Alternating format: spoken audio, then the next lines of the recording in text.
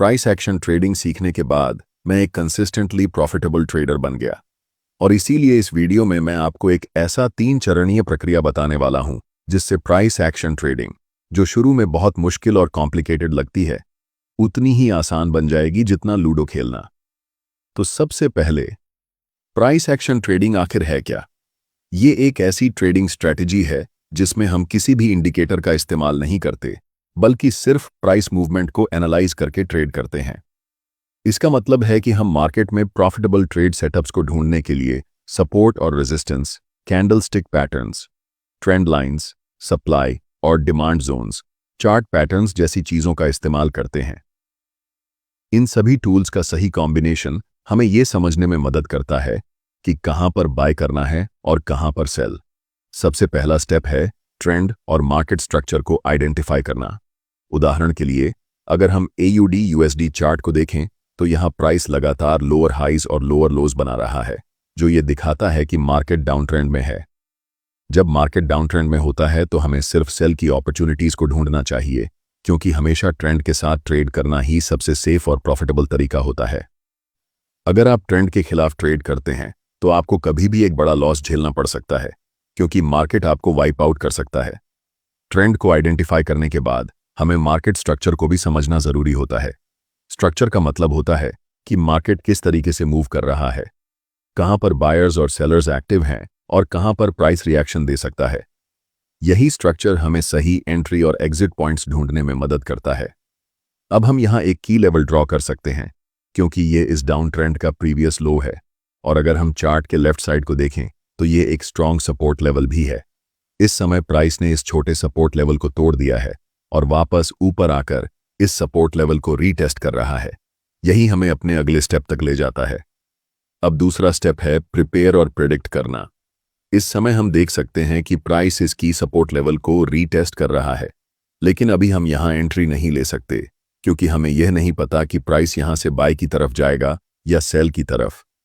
इस स्थिति में प्राइस दो चीजें कर सकता है, या तो यह रीटेस्ट के बाद वापस नीचे गिरना शुरू कर देगा, या फिर यह रिवर्स होकर ऊपर जाना शुरू कर देगा। लेकिन इस केस में ज्यादा हाई प्रोबेबिलिटी किसकी है? जाहिर सी बात है कि प्राइस रीटेस्ट करने के बाद वापस नीचे जाएगा, क्योंकि मार्केट पहले से ही एक स्ट्रॉन्ग डाउन ट्रेंड में है। लेकिन इसका मतलब यह नहीं कि हमें तुरंत सेल करना चाहिए। हमें इंतजार करना होगा किसी स्ट्रॉन्ग कॉन्फर्मेशन का, जो हमें यह बताए कि प्राइस अब रिवर्स होकर वापस नीचे गिरने वाला है और यह डाउन ट्रेंड कंटिन्यू होगा। यह कॉन्फर्मेशन किसी कैंडलस्टिक पैटर्न या चार्ट पैटर्न के रूप में मिल सकता है। इस समय हमें कोई ऐसा क्लियर साइन नहीं मिला है, इसलिए हमें वेट करना होगा।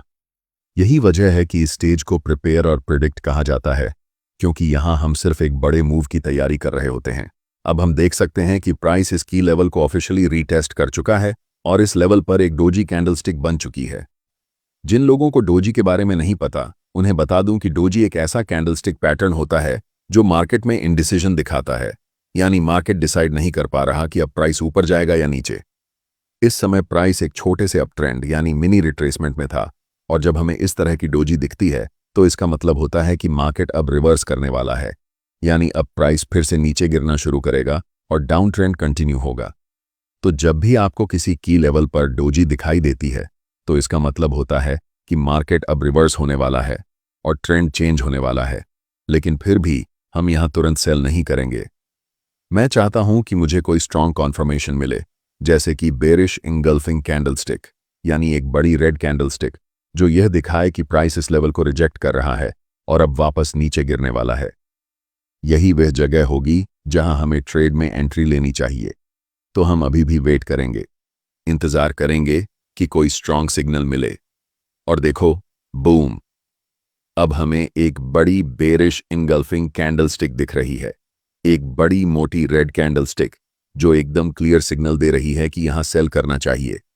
इस की लेवल पर यह कैंडलस्टिक बनने का मतलब है कि प्राइस ने इस लेवल को रिजेक्ट कर दिया है, यानी सेलर्स मार्केट में एक्टिव हो गए हैं और सेलिंग प्रेशर बहुत ज्यादा है। लेकिन अभी हम 4 घंटे के समय फ्रेम पर हैं। अगर मुझे इस ट्रेड में एंट्री लेनी होगी तो मैं 1 घंटे के टाइम फ्रेम पर जाऊंगा। जब हम 1 घंटे के टाइम फ्रेम पर जाते हैं तो हमें दिखता है कि प्राइस ने इस लेवल को एक बार नहीं बल्कि 3 बार रिजेक्ट किया है।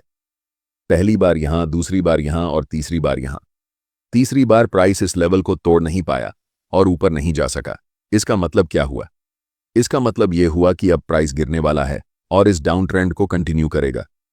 अब हमने देखा कि प्राइस ने की लेवल पर एक बेरिश इनगल्फिंग कैंडलस्टिक बनाई है, जो यह दिखाती है कि यहां पर सेलर्स मार्केट में हावी हो गए हैं। यही वह जगह है जहां मैं अपनी सेल पोजीशन लूंगा।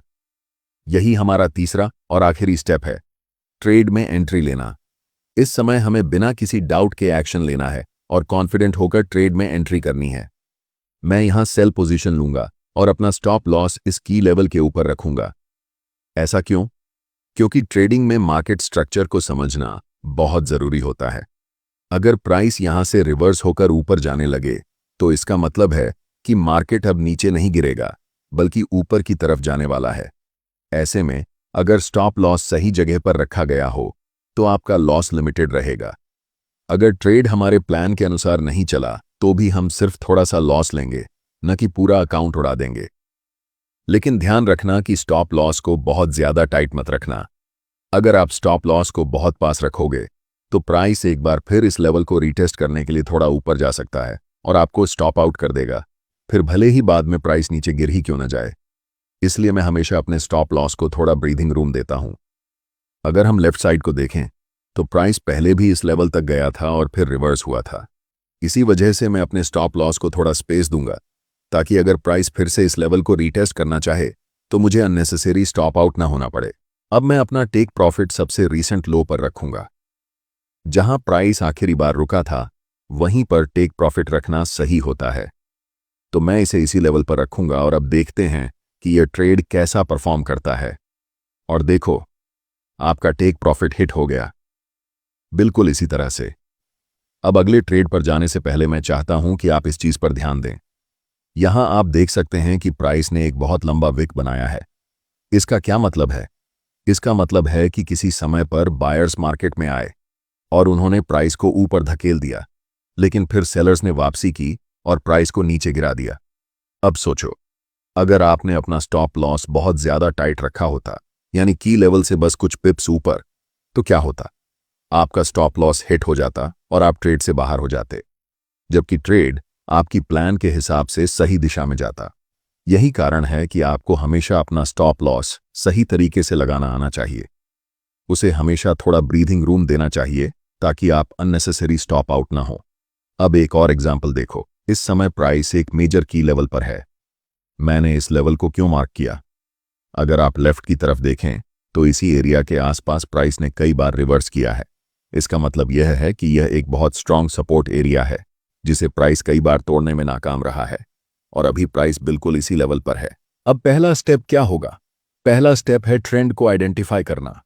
इस समय अगर आप देखो तो प्राइस लोअर हाइज और लोअर लोज बना रहा था। इसका मतलब यह है कि प्राइस डाउन ट्रेंड में था, लेकिन अभी हम एक बहुत स्ट्रांग सपोर्ट लेवल पर हैं और यहां से प्राइस के रिवर्स होने और ऊपर जाने की अच्छी संभावना है। लेकिन मैं चाहता हूं कि आप इस चीज पर ध्यान दें। प्राइस लगातार लोअर हाइज और लोअर लोज बना रहा था, लेकिन अब सवाल यह है कि रीसेंट लोअर लो कहां है? रुको, यहां कोई लोअर लो बना ही नहीं।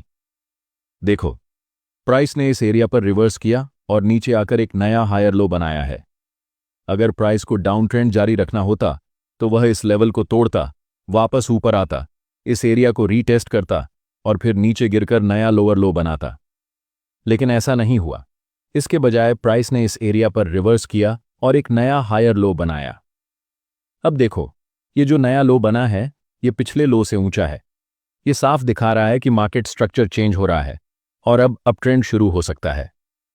अभी जो हो रहा है ये पहला संकेत है कि शायद मार्केट एक डाउन ट्रेंड से अप ट्रेंड में रिवर्स करने वाला है। इसका मतलब ये हो सकता है कि हमें अब बाइंग अपॉर्चुनिटी ढूंढनी चाहिए। अब हम अपने दूसरे स्टेप पर आते हैं, जो है प्रिपेयर और प्रिडिक्ट। यहां पर प्राइस ने एक नया हायर लो बनाया है, जो यह दर्शाता है कि मार्केट रिवर्स होने वाला है। अब दूसरा संकेत क्या है? यह है बुलिश इनगल्फिंग कैंडलस्टिक। इस कैंडलस्टिक को ध्यान से देखो। यह एक बड़ी और मजबूत ग्रीन कैंडलस्टिक है जो दिखा रही है कि मार्केट में बायर्स की ताकत काफी ज्यादा है। जब इस तरह की कैंडलस्टिक बनती है तो इसका मतलब होता है कि बाइंग प्रेशर बढ़ रहा है। इसी वजह से यह हमारे लिए एक अच्छा एंट्री पॉइंट हो सकता है। इसलिए मैं यहां बाय पोजीशन में एंटर करूंगा और अपना स्टॉप लॉस पिछले हायर लो से कुछ पिप्स नीचे रखूंगा। अब टेक प्रॉफिट कहां रखना चाहिए? हमेशा लेफ्ट की तरफ देखो और देखो कि प्राइस आखिरी बार कहां रुका था।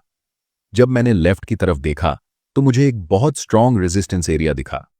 जब भी प्राइस इस लेवल पर पहुंचा उसने बार बार रिवर्सल लिया, जिससे यह एक बहुत मजबूत रेजिस्टेंस बन गया।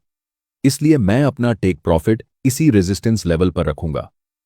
अब देखते हैं कि यह ट्रेड कैसा परफॉर्म करता है। प्राइस ऊपर गया, फिर एक नया हायर लो बनाया, फिर और ऊपर गया और आखिर में टेक प्रॉफिट स्मैश हो गया। हम चैंपियन हैं। हाँ, यह एक बहुत ही सफल ट्रेड था।